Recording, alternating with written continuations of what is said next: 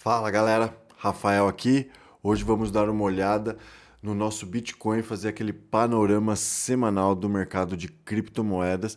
Vamos começar dando uma olhada no gráfico de 4 horas, analisando zonas de oferta e demanda, volume, osciladores, e eu quero mostrar para vocês como eu leio esse contexto para proteger o capital sem perder a oportunidade. Então vamos dar uma olhada aqui, ó, na tela.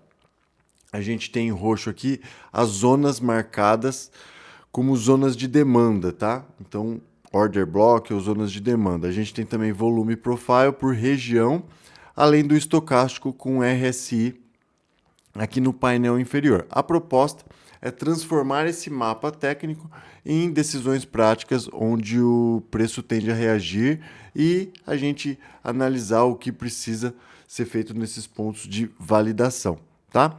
Então, primeira coisa, a gente tem algumas zonas, né? Uma zona superior, uma intermediária e uma inferior. Nessa zona superior, onde a gente chama de resistência, é a faixa onde os institucionais costumam posicionar ordens e pressionar para reversão. Na zona intermediária, é uma zona de demanda e suporte, uma região de defesa dos compradores e início de alguma reação considerando esse pullback. E na região inferior, como é uma base de acumulação aqui, que a gente pode ver, uma base de acumulação onde o mercado negocia liquidez. Então, rejeitando a oferta, a zona de demanda, perdão, aqui na região intermediária, a gente vai ver uma acumulação mais aqui para baixo. Com relação ao volume, na verdade, volume profile aqui, ó, a gente tem regiões confortáveis para o preço. Então a gente pode ver o preço trabalhando por um tempo nessa região, fez um fundo aqui, próximo à região de liquidez, como a gente acabou de comentar, voltou para essa região e ele está trabalhando nessas zonas. Como sinal prático, enquanto o preço estiver dentro dessa zona maior central aqui, a probabilidade favorece para uma reversão. Para ele manter a tendência, é preciso um deslocamento maior de volume em níveis mais altos. E o que o oscilador estocástico RSI nos diz? Até agora, com esse último impulso, a gente teve uma reversão do que até então estava próximo ao sobrevendido, uma reversão lá em cima no sobrecomprado, tá? Isso mostra um cenário típico de pullback. A resposta realmente, se isso é um pullback ou uma reversão, vai ser realmente o comportamento nessa zona intermediária e a velocidade que ele vem buscar liquidez aqui na zona final. Planos de ação. Num viés vendedor, como a gente comentou, se ele perder essa zona intermediária e vier trabalhar aqui com volume, se esse volume crescente de venda continuar nessa tendência, a gente pode ver ele perdendo aqui o seu último suporte no 107, tá? Por outro lado, um viés de reversão ele deve segurar aqui nessa região do 115, 116, 17, a gente já falou disso semana passada, ou até mesmo ele pode vir buscar aqui num candle de 4 horas, num movimento bem rápido, buscar liquidez aqui e continuar a tendência, tá? Isso não é incomum para o Bitcoin. E, na sequência, eu quero trazer para vocês, na verdade, o momento do mercado e o que na verdade, movimentou o Bitcoin e as altcoins nas últimas semanas. Eu tenho aqui com vocês algumas notícias, tá? Então, seguindo a tendência da regulamentação das stablecoins, a gente tem algumas empresas já partindo para esse plano de negócio. É um plano de negócio bem simples. Basicamente, as empresas emitem stablecoin e tomam risco com ativos emitidos pelos bancos centrais. Então, por exemplo, a Tether, ela emite stablecoin lastreada em dólar fiduciário. aplicado praticamente 80% no CDI americano, no Tesouro americano, tá? Então, isso é uma tendência mundial. Hong Kong já está partindo por esse caminho também. Além disso, a gente está vendo um movimento expressivo no Ethereum, com analistas prevendo $6.000 para a moeda, com uma suposição aí de que 5,4 bilhões que entraram em julho pode impulsionar esse movimento. Além disso, 19 bilhões de dólares estão empurrando a relação Ethereum e Bitcoin. Então o Bitcoin está performando, o Ethereum está performando um pouco melhor do que o Bitcoin, graças a quase 20 milhões injetados no ETF da Ethereum.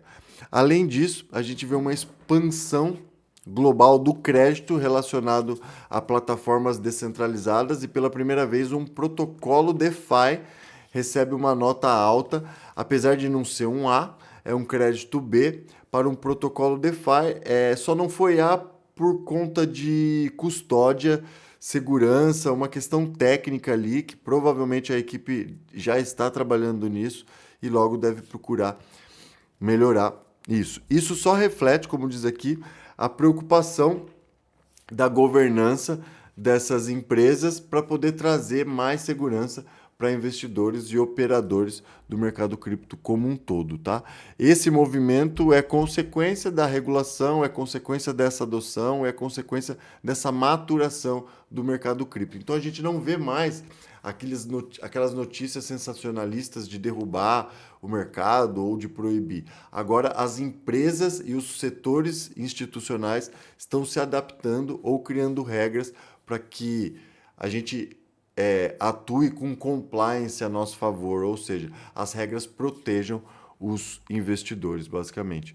E por fim, a gente vê uma notícia de hoje que o Bitcoin se aproxima da máxima histórica, como vimos no gráfico.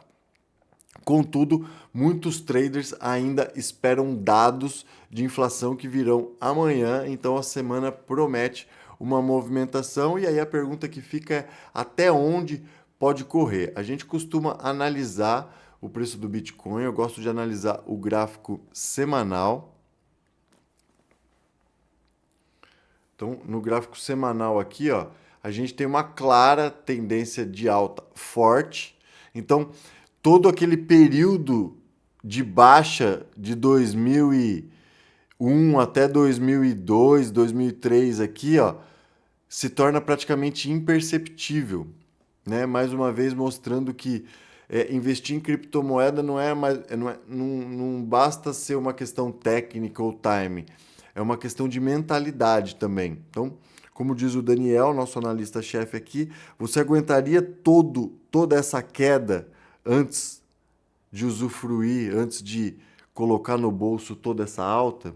Tá? Essa é a pergunta que fica para quem está entrando agora no mercado. Por que eu estou falando isso? Muitos dados on-chain que a gente recebe de análise quantitativa e fundamentalista do mercado, essas vendas são impulsionadas basicamente por investidores ou operadores que acabaram de entrar no mercado. Traders, né, que a gente chama de mãos de diamante, traders, holders mesmo, do Bitcoin, não estão vendendo nesse topo de 123, tá? Então é uma questão realmente de mentalidade. E por fim, eu convido vocês, quiserem conhecer meu produto, primeiro me sigam aqui nas redes sociais, vou deixar meu arroba aqui embaixo. E eu sou o analista-chefe, né, da carteira Dica Cripto, que é a carteira de criptomoedas aqui no Dica de hoje, com resultados espetaculares. Então, comenta aqui, eu te mando mais informações.